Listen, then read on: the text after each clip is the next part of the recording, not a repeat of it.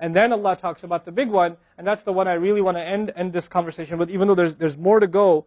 But Allah makes such a big deal out of this subject that again, just like there were 3 ayat about Judgment Day, now there are وَالَّذِينَ هُمْ لِفُرُوجِهِمْ حَافِظُونَ إِلَّا عَلَىٰ أَزْوَاجِهِمْ أَوْ مَا مَلَكَتْ أَيْمَانُهُمْ فَإِنَّهُمْ غَيْرُ مَلُومِينَ فَمَنِ ابْتَغَى وَرَاءَ ذَلِكَ فَأُولَٰئِكَ هُمُ الْعَادُونَ. 3 ayat about the same subject again. The only other subject that got 3 ayat was what? In this list. What's the only other subject that got 3 ayat? Judgment Day. Judgment Day and punishment. This is the next subject that gets 3 ayat. And you know what the subject is? Shamelessness. People who guard their privates. We live in the ultimately shameless world today. The world in which streaming videos off of any website are available on your mobile device. The age in which the pornography industry is a multi-trillion-dollar industry. The point of which, the agenda of which is to make sure every one of you is a consumer of filth in one way or another. That every man, woman, and child is exposed to this stuff, and they're hoping you are, so you become addicted to it, so you become yet another consumer.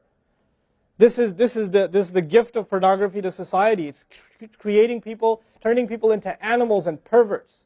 And some of you, unfortunately, have that addiction. And you're watching this stuff online. And you're watching it and saving it on your apps and your mobile devices. And you don't feel bad about it anymore. You've justified it to yourself. And you feel bad about it once in a while, but you go back to it. And as a result, you think, oh, well, at least I'm not hurting anybody. At least I'm not doing it to anybody else. I'm just watching this stuff.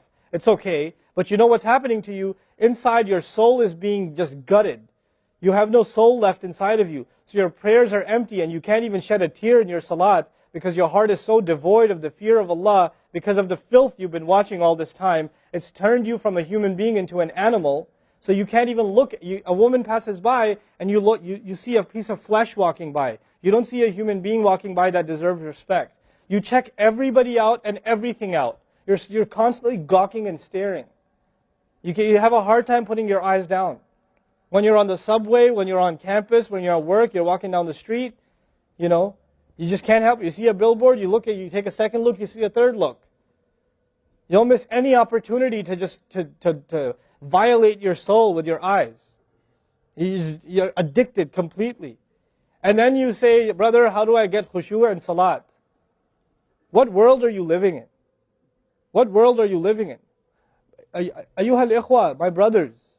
Specifically my brothers. And I know some sisters have this issue too. It's a sad reality. This is a war. This is a war. This is more dangerous than any military war. This is the war that's destroying our souls. It's making its way into our homes.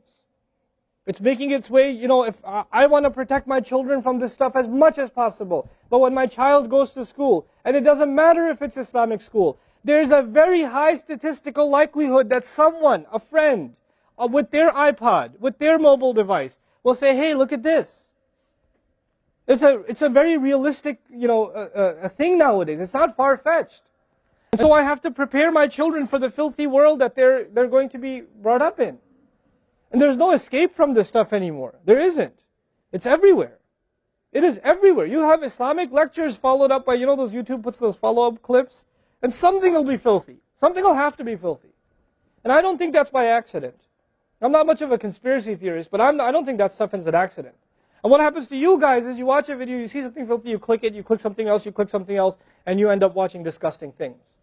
That's what happens to you. وَالَّذِينَ هُمْ لِفُرُوجِهِمْ حَافِظُونَ. Especially when it comes to their privates, they guard them. They guard their shame. Brother, what's the solution? Should I get married? Like the guy who asked the other day, how can I get married right now? No, guys, the solution is not marriage. Because if you're a pervert, then you're going to be a pervert after marriage too.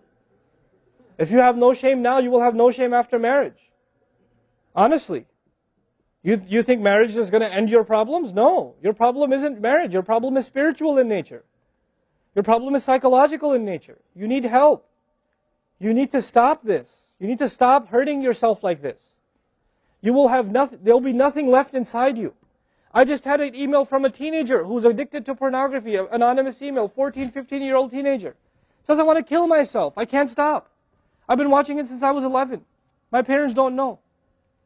I read this stuff and I cry, because he's not one. There's millions of Muslim kids like this. Millions. Millions of them. We have to help these people. We have to do whatever we can. And we don't have the trillions of dollars of advertising to counter that.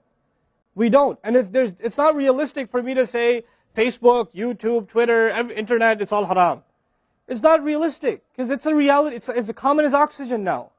The only thing we can do is have a mature conversation about this and teach our youth to deal with this and navigate this and not fall into it. The elders that are here, stop watching Indian movies, man. Why are you sitting in a lecture talking about salat and the importance of salat, and you don't guard your shame? Mother and daughter and husband and wife and sister sitting together watching whatever? God, come on. Stop. وَالَّذِينَ هُمْ لِفُرُوجِهِمْ حَافِظُونَ. They guard their privates. But guarding your privates doesn't mean you don't commit zina. It means everything that leads to the temptation. Everything that leads to it. They watch it. They guard it. They know it's under attack. They know that their shame is under attack. They realize that their weakness is their urges. Those urges that Allah put inside of us, that are so strong. Allah put them there for a reason. He did. And every one of you have them. You don't have to, I don't have to have a dalil for you to have them. I know. The guys that are here. You all suffer that challenge every single day of your life. Especially in a city like this one. And you have to really go out of your way to guard yourselves. This passage is not about high goals. This is about the bare minimum. I told you that, right? This is the bare minimum, folks. The bare minimum is we guard ourselves from shamelessness. We wage a war within ourselves against that tendency. And I know some of you have tried to quit before and you go back. And you've tried to quit before and you go back again. And you go back again. And you keep falling into that trap. I know some of you have done that. And you're struggling with it. But don't give up on yourself. Don't give up on yourself. And whatever it takes, if you just don't be alone. Don't be by yourself. Be with good friends. Be outside. Study somewhere else. Go to the library and study. Go somewhere where other people are around. Because when you're by yourself, shaitan gets you. And if the fear of Allah isn't enough for you, at least the fear of other people will work for you. At least something's better than nothing. For those, I've said this in other talks before, for the parents here, if you have a computer in the house, please don't make it a laptop. Have a desktop in the house with a really big monitor. Get the biggest monitor you can find. Honest to God, and make sure your computer is in the kitchen or in the dining room. Don't put it in the living room. Don't put it in the kids' room. Don't put it in your bedroom. Put it in the dining room, facing the public. You want to do homework, do it over there. Though you can't move the monitor this way or that way. It's facing everybody. That's how you should have it. This stuff, we have to take these precautions. Don't give your 11-year-old a smartphone.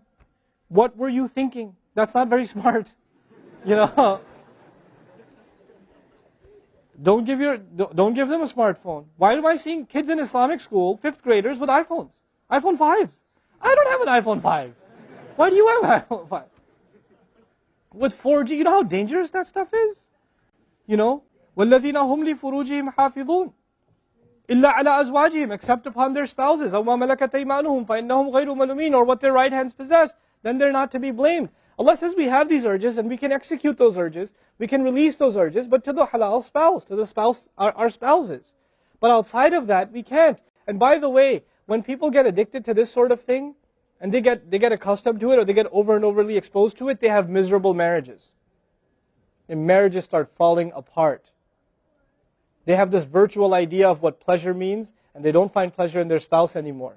And there's great fitna that comes into the family. It destroys homes, Muslim homes. That's what's happening in our world today. Allah talks about the people who make salah, and He says, I'm describing the people who make salah, because this is the mawsuf, al-musallin, then alladhina, all the alladhinas, all the asma' mawsula here, are the wasf, the sifa of it, which means the people of salah are the people who protect their shame, are the people who fear judgment day, are the people who, they are constant in their prayers. These are the people. فَمَنِ ابْتَغَى وَرَاءَ ذَلِكَ فَأُولَٰئِكَ هُمُ الْعَادُونَ. The people who pursue anything beyond that, then they are the ones engaged in aggression. This is an act of aggression. When adu is mentioned, or adi, adin from adu, from ada ya'du, right? Al-adun. Al-adawa in Arabic means animosity. Allah says, whoever pursues their urges to be fulfilled outside of the halal, outside of the marriage, whoever pursues that, then they are engaged in an act of aggression. The question is, aggression against who? Because when you say enemy, then you have to say, enemy of who?